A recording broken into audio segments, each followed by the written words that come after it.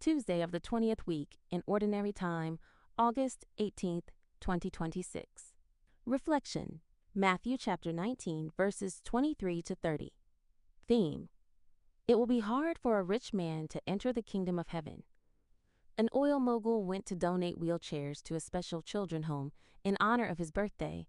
As he was addressing the children, one of the children wheeled himself close to him, held his clothes, and said to him, "I want to see you in heaven." The man said that at that statement, he felt chills all over his body and tears ran down his cheeks.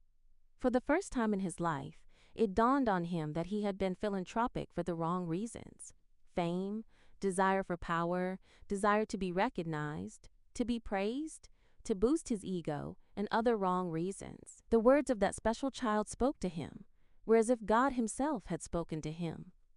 From that moment, his mentality about wealth and giving began to change.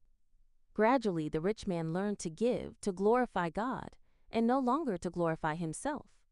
He learned to give quietly. He learned to give without expecting praise and recognition.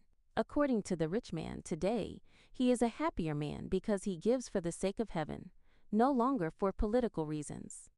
For the rich man, God spoke to him through that special child. The gospel of today is a continuation of yesterday's gospel.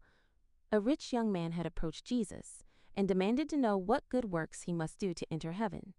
Jesus told him to go and sell all that he possessed and share the money to the poor. Only then would he have treasure in heaven. After that, he should come and be his follower. That means his life would now depend on the generosity of others. The man walked away sad and never returned to Jesus. Jesus turned to his disciples and said that it would be easier for a camel to pass through the eye of a needle than for a rich man to enter the kingdom of heaven. Jesus did not condemn wealth, but there was something he saw in this man that made him advise him to sell off everything and follow him. That rich young man truly desired God, but the wealth he had was possessing him instead of him possessing his wealth. The young man was so much attached to his wealth that they had become distractions to him instead of a means to reach God.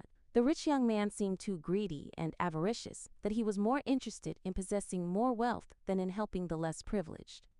The oil mogul gave for the wrong reasons. God spoke to him through the special child. He recognized God's voice and became a changed man. The rich young man preferred to hoard his wealth and also refused to follow the advice of Jesus.